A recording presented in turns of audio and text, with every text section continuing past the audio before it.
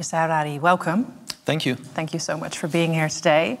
We're going to talk about your book, obviously, but I also wanted to ask you a few questions on the current war in Israel. As someone who grew up in Tel Aviv, and you write and talk often about the war, with the killing of Hamas leader Yahya Sinwar, there was briefly a hope that it would be the beginning of peace negotiations. Did you have that same brief feeling of hope? I wondered. There is always the hope for peace. And with you as well? Also with me. I mean, because ultimately, no matter how many battlefield victories a country wins, war is ultimately about the political aims, the political settlements. You know, the most basic principle of modern war theory is war is only the continuation of politics by other means. And you have many cases where, like the American invasion of Iraq, that you have a string of battlefield victories leading to complete political defeat. The Americans won every battle in the war. They captured Saddam Hussein. They destroyed the Iraqi army. They conquered the whole of Iraq, and they lost the war. The winner was actually Iran. I mean, many of the problems we now have in the Middle East, including the problems Israel has in the Middle East, is the result of the American victory in the Iraq war. Is that how you see what's happened this week? So, again, the question for Israel, for the Israeli government, is what are your political aims, and can you translate battlefield victories into a stable political settlement? And what do you think? I didn't hear, from the beginning of the war, I'm kind of listening to hear whether the Israeli government announces any political plan. I mean, let's say that Israel defeats Hamas and Hezbollah and Iran. What's the vision? How would the region look like? How do you manage to translate that into a stable situation that secures Israel and also secures the basic rights of the Palestinians? And I didn't hear anything. No. You called Israel a country in collapse, not only practically, but more importantly, perhaps, well, not more important, but also equally important, spiritually and morally. Yeah. How so? I mean, militarily and even economically, it's doing good. I mean, it's a very strong country. I don't think that it is under some kind of existential threat. But it is losing many of its core values. The democratic system is in collapse. I mean, the rule of law, the freedom of speech, rights of minorities, all of them are being eroded. And also, you know, not just Israel, but the Jewish people for centuries had an alliance with liberal and humanist values. And now Israel, or at least the Israeli government, is turning its back on these values. And of course, it should be said that there is Israel is not monolithic. There is huge resistance within Israel to the current government. Even during the war, there are still every week hundreds of thousands of Israelis in the street demonstrating against Netanyahu and against his policies, both the policies regarding Israeli democracy and regarding the conflict. And, you know, there are people who go to the army, do the reserve duty, and then come home and put down the uniforms and take up a sign and go to the street and demonstrate. And then if they're called again to do their duty and protect the country, they again go to the army. So you have this kind of dual conflict, both external and internal. Yeah, so, but still, even though there is criticism and protest, you say it's a country in collapse spiritually and morally. Yeah. So it seems to be a country so divided. Do you think it can ever be unified? Yes, but not by Netanyahu. If you pick a random person on the streets of Amsterdam, they have a better chance of uniting the Israeli nation than Netanyahu. Why? I mean, for one part of the Israeli people, he is like the Messiah. He is sent by God to save the people of Israel. For another part of the Israeli nation, he is probably the most hated figure in Israeli history. And, you know, you can argue about his different policies, but it is very clear that he built his political career on divide and rule, on dividing the nation into warring tribes, and he has no capability, and probably even no desire, to unite the nation again. Yes, and we saw yesterday that his holiday home was a target for attack. You've been one of his staunchest critics, but you've been following for a very long time as well. So what would an attack or a target mean for a person like... I can't get into his mind. I mean, you would have to ask him or one of his close assistants. I really don't know. But you wrote about Israel, your fear of Israel becoming an international pariah. Yeah. And that was in April. It still holds support. What does that tell you? Well, it's still, again, it's a strong country and it has strong support from at least several allies in the world, most notably the United States. I don't fear that it will be completely abandoned, but one of the things we see, at least, the secular liberal part of Israeli society, is that we are becoming pariahs. In Israel, again, you have this internal conflict between the two parts of the nation. And the people who support the Netanyahu government, and they get help from their friends around the world. If you are a fundamentalist rabbi in the occupied territories, you are now being hugged by your friends across the sea, whether it's extremist Jewish movements or whether it's evangelical Christians. You get support, you get money, you get everything you need. But if you are in the liberal camp, you are being attacked from all sides, including by your supposed friends from across the sea. Is that something you encountered yourself as well? Personally, less so. But I have many friends who, for instance, lecture in... I have a friend who lectures in gender studies department. And she is trying to teach young Israelis to think critically, not just about gender, but also about militarism, also about nationalism. And whereas the fundamentalist rabbi is being hugged by his friends, she is now having to deal with boycotts and attacks by her supposed colleagues and friends. And this makes it much more difficult for the liberal and left-wing parts of Israeli society to deal with the situation. You have to fight basically on three fronts. You have the external war with Hamas and with Hezbollah. You have the internal conflict within Israel. And then you also have to deal with this conflict with a lot of the left-wing movements and your colleagues across the sea, that at this moment of crisis also attack you. Yeah.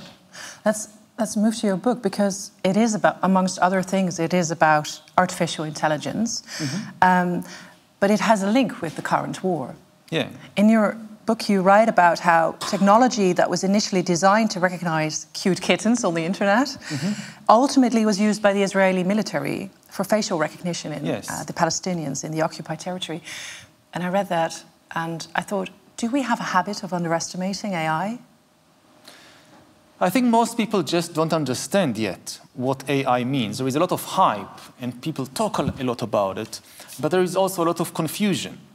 So the most important thing to understand about AI is that this is the first technology in history that can make decisions by itself and that can invent new things by itself. It can learn and change. It's not a tool, it is an agent. Every previous technology in history, the printing press, the radio set, the atom bomb, they are tools in our hands. We decide what to do with them. A printing press cannot decide which book to print, and it certainly cannot write a new book. An atom bomb cannot decide which city to bomb, and it certainly cannot invent a new and more powerful kind of bomb. AI can do that. AI can make decisions about what to broadcast and also what to bomb, and it can invent new things, from new bombs to new medicines. And we see it also now in the war, that it has a very important role, AI, in choosing targets, in deciding what to bomb. And you also see it, of course, in surveillance, that for the first time in human history, it is now becoming feasible to create a total surveillance regime which means a regime that follows everybody all the time. This was, of course, a dream of many dictators in the 20th century and previously, but previously it was just technically impossible.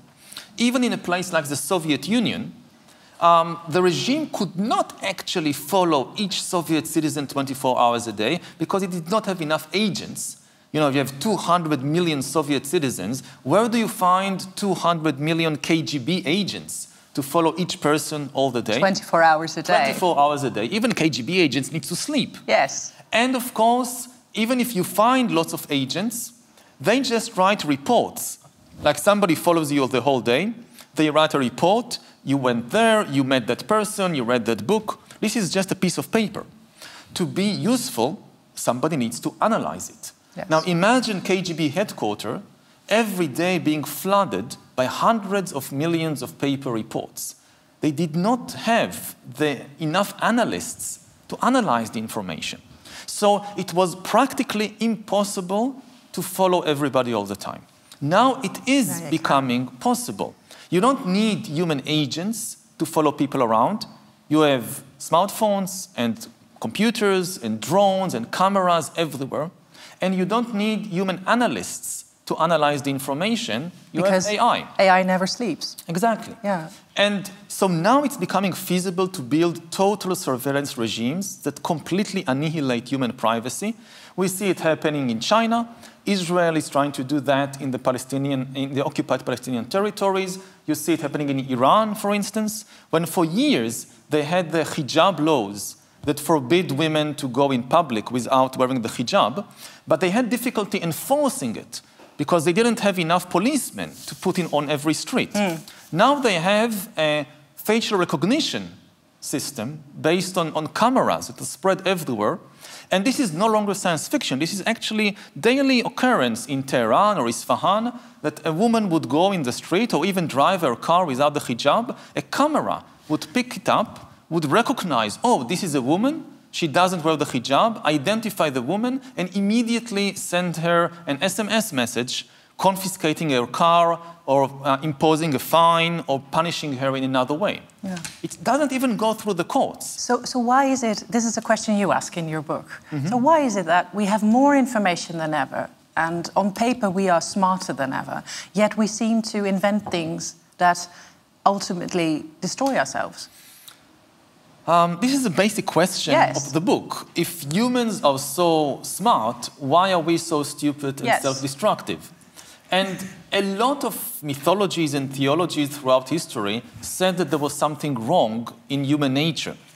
But the answer I give in the book is that the problem is not in our nature, the problem is in our information. If you give good people bad information, they make bad decisions. And unfortunately, what we see through history is that the quality of our information does not improve over time. Modern societies are as susceptible as Stone Age tribes to mass delusion and mass psychosis. And the key thing to understand is that information isn't truth. Most information is fiction and fantasies and lies and so forth. And that just simply works better with humans, as you write. It's not that it works better, it's just that the truth, first of all, is costly. Yes. It takes time, effort, money to research and fact-check and write a truthful account, whereas fiction is very cheap. Yes. You just write anything you want. But then again, AI, just to play devil's advocate here, it's a computer. If we don't like it, just throw a glass of water over the server. You can do that to one computer, but we are not talking about a Hollywood science fiction scenario of one big computer trying to take over the world. We are talking about millions and billions of new non-organic agents making decisions and inventing things everywhere. So that would be a lot of water. They are in the banks, they are in the armies, in the governments, in the universities. They are doing a lot of very good things also. Yeah. So, I mean, AI has enormous positive potential to provide us the best healthcare in history, the best education.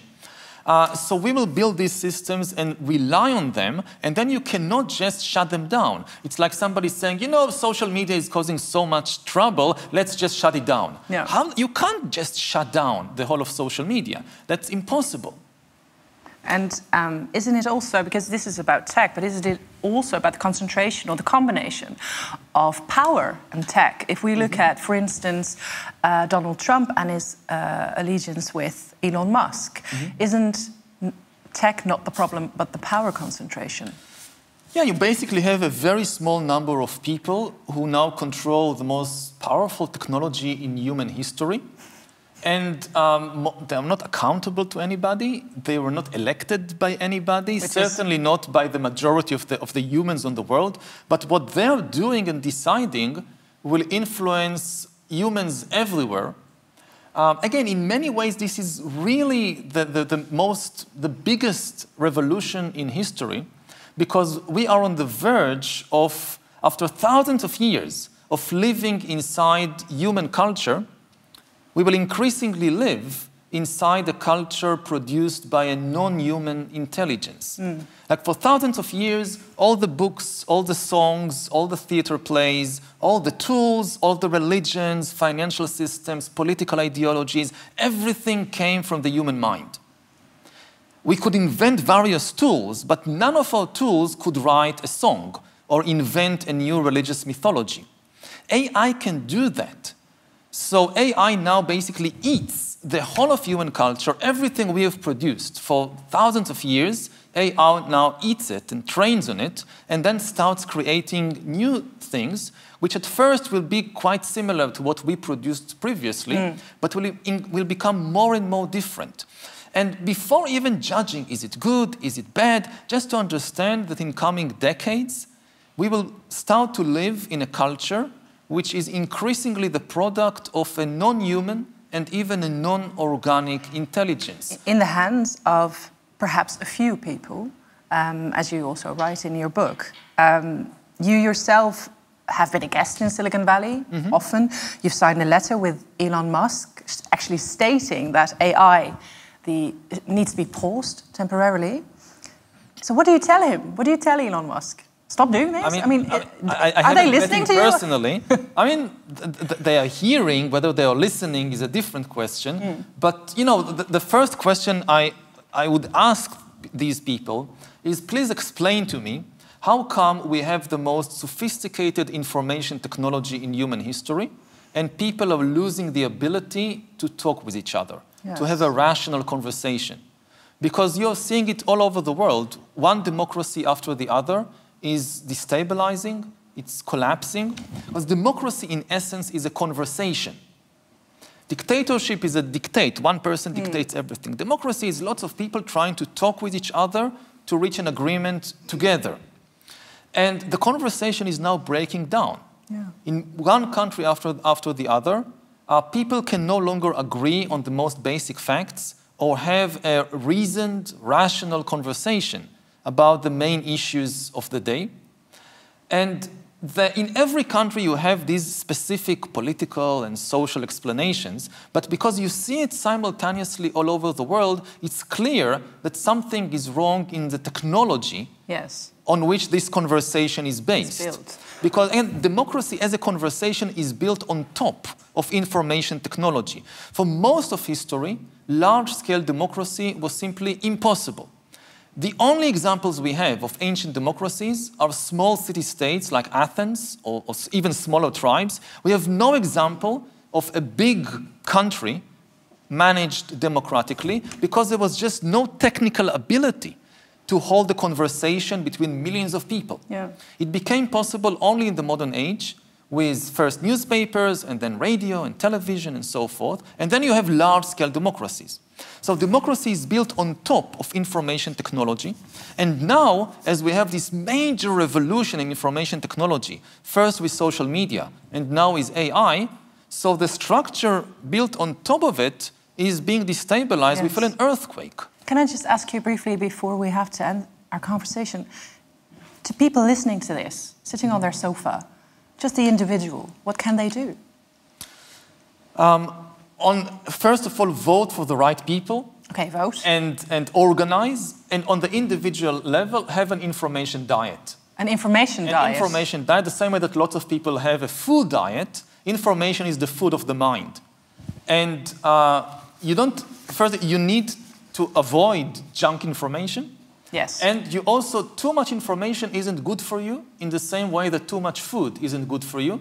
You need more time to digest than to put new stuff in. That's true of food, it's also true of information. Thank you so much for that advice, an information diet. Thank you so much, Mr. Harari. Thank you. Now we have to wait a little bit.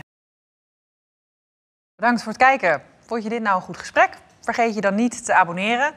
Een like of een comment achterlaten kan natuurlijk ook. Oh ja, dit gebeurde er de vorige keer. We have to have a public democratic debate about how, because what honest science will tell you is that they can't give you certainties, they can give you probabilities. And so